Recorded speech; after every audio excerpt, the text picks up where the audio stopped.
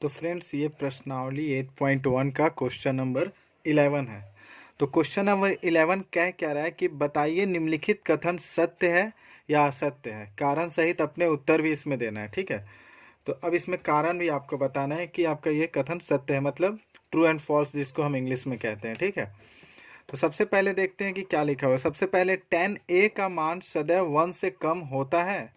तो हमें ये बताना है कि क्या ये सत्य है कि असत्य है। तो ये तो क्लियर पता चल रहा है कि यह असत्य है, लेकिन कैसे असत्य है वो मैं आपको पहले दिखा देता हूँ, ठीक है। यहाँ पे हम लोग लिख लेंगे असत्य, असत्य, असत्य। अब ये असत्य कैसे है वो देखते हैं। देखो 10a का मान नॉर्मल हमें पता है। अब a मतलब कोई भी कोण हो गया। तो स्टार्ट करते हैं हम लोग 0 डिग्री से। 0 डिग्री कितना होता है? 0। अब उसके बाद क्या होगा? 30 डिग्री। 30 डिग्री क्या होता है?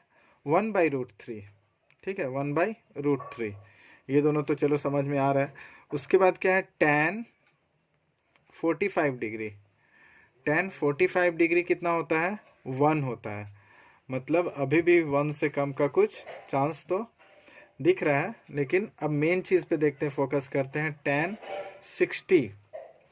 तो 60 कितना होगा? √3। और √3 का वैल्यू कितना होता है? 1.732। √3 का वैल्यू होता है 1.732। तो ये 1.732 1 से तो ज़्यादा हुआ, ठीक है। और एक देख लेते हैं 90 डिग्री। तो 90 डिग्री क्या कहता है? इन्फिनिटी, ठीक है, मतलब अनडिफाइंड, सॉरी अनडिफाइंड। तो मतलब मेन यहाँ पे ही क्लियर हो गया कि 10√3 का वैल्यू मतलब 60 डिग्री √3 होता है और 1.73 मतलब 1 से ज़्यादा है, तो इसलिए ये असत्य हो गया, ठीक है। अब आते हैं क्वेश्चन नंबर 2 में। क्वेश्चन नंबर 2 क्या कह रहा है? कोण ए के किसी मान के लिए, कोण ए के किसी मान के लिए सेक ए 12/5 होता है क्या? ठीक है, तो हमें यहाँ पे ये बताना है कि ये सत्य है कि असत्य है। तो इसमें क्या दिया हुआ है कि सेक ए इक्वल टू 12/5, ठीक है। और हमें ये पता है कि सेक जो होता है वो कॉस का उल्टा होता है, और कॉस क्या होता है? b/h। तो सेक क्या होगा? h/b, ठीक है। तो इसके लिए हम एक समकोण त्रिभुज बना लेंगे। यहाँ पर h क्या हुआ? 12 और b क्या हुआ? 5। तो h हमेशा बड़ा होता है, किसी भी समकोण त्रिभुज में h क्या होता है? हमेशा बड़ा होता है, यानी कि कर्ण जो होता है वो सबसे बड़ा होता है। और यहाँ पर सेक a मतलब हुआ h/b, और यहाँ पर ये भी 12 है, यहाँ पर 12 जो कि बड़ा है, ठीक है।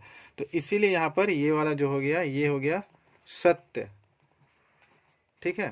तो ये जो सेकेंड क्वेश्चन का आंसर हो गया कि यह सत्य कथन है। अब आते हैं 3 में। 3 में क्या कह रहा है कि कॉस ए कोण ए के कोसेकेंट के लिए प्रयुक्त एक संक्षिप्त रूप है, ठीक है। तो हमें जैसा कि पता है कि कॉस ए को हम कोसाइन कहते हैं, कोसेकेंट नहीं कहते हैं, ठीक है। कोसेकेंट किसको कहते हैं? कोसेक को कहते हैं, ठीक है। इसीलिए ये वाला तो असत्य हो जाएगा, इसलिए हम यहाँ पे लिख सकते हैं ये असत्य है, क्योंकि कॉस मीन्स कोसाइन हो गया, और ये कोसेकेंट लिखा हुआ है जो कि कोसेक का होता है, ठीक है। इसलिए ये वाला हमारा असत्य हो गया। अब देखते हैं क्वेश्चन नंबर 4 में। कॉट ए कॉट और ए का गुणनफल होता है, ये भी हमारा असत्य हो गया, क्योंकि जो ए दिया हुआ है वह कोई गुणनफल नहीं है। ये ए जो दिया हुआ है ये एक तरह का कोण है, ठीक है। ये कोण है, कोण पे ये कॉट का मान निकालने के लिए कॉट ए लिखा हुआ है, इसीलिए यह असत्य हो गया, ठीक है। अब आते हैं 5th नंबर पे। 4 में क्या कह रहा है कि सॉरी 5th में क्या कह रहा है कि किसी भी कोण थीटा के लिए साइन थीटा इक्वल टू 4/3 होता है क्या? तो हम इसको अब चेक करते हैं। जैसे कि मान लेते हैं ये हमारा एक समकोण है, ठीक है, ये हमारा एक समकोण त्रिभुज है, और यहाँ पे क्या दिया हुआ है? Sine theta equal to 4/3। और हमें पता है साइन थीटा क्या होता है? p/h, मतलब कर्ण बटा सॉरी लंब बटा कर्ण, p/h, ठीक है। तो अब यहाँ पे p क्या हो गया? 4, और एच क्या हो गया 3। तो हमें ये भी पता है कि समकोण त्रिभुज में कभी भी जो एच का जो वैल्यू होता है, ठीक है, यानी कि जो कर्ण का जो वैल्यू होता है वो हमेशा इन दोनों के वैल्यू से बड़ा होता है। लेकिन यहाँ पर तो उल्टा हो गया, यहाँ पे लंब 4 है और कर्ण 3 हो गया, ठीक है।